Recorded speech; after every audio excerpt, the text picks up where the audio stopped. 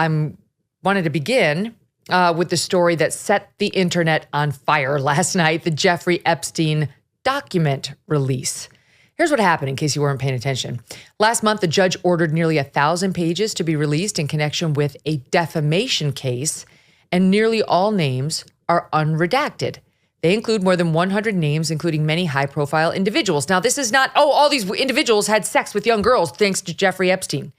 It's witnesses who are around Jeffrey Epstein or exploited by Jeffrey Epstein, in some cases, repeating what Jeffrey Epstein said about certain individuals or so on.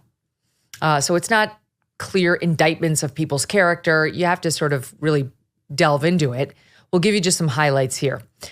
Most of the names have previously been reported on, but we are learning some new information as well.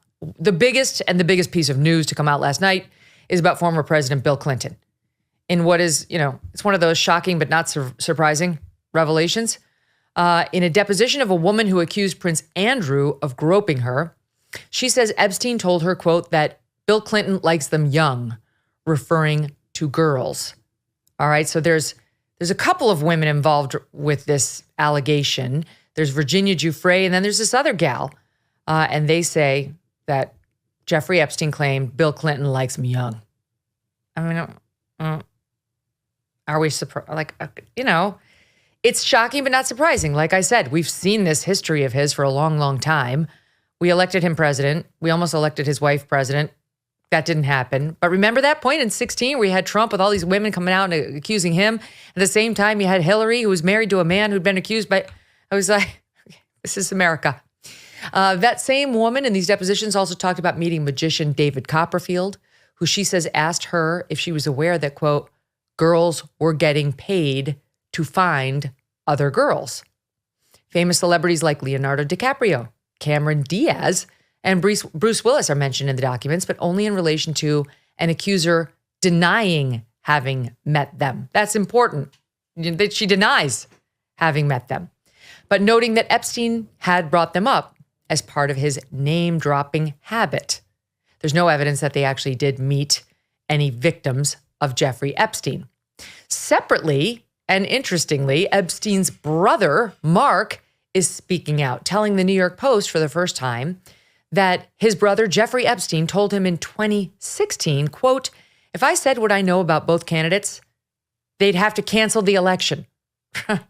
Referring to Donald Trump and Hillary Clinton, back to my earlier point. But Mark said his brother never revealed to him exactly what he knew about Trump or Clinton.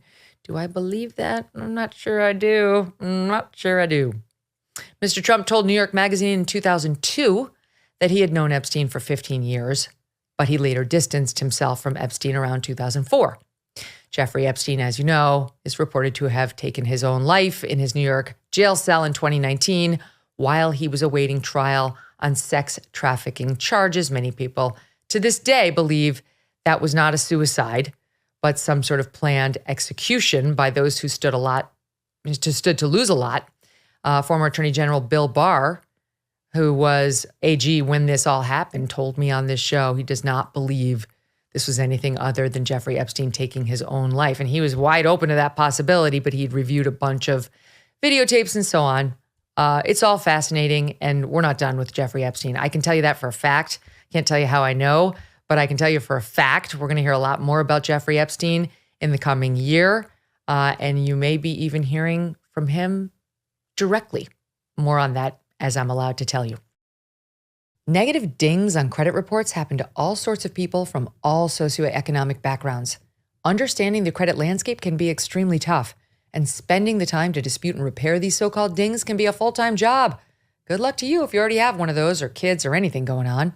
For starters, you have to deal with 3 separate credit bureaus, which no one wants to do. It's also a common misconception that people with poor credit scores are just people who don't pay their credit card bills. They just simply don't want to do it. These actually can be hardworking folks who are negatively affected by divorce, identity theft, medical debt, student loans, or they just don't have the time or are too overwhelmed to fix it.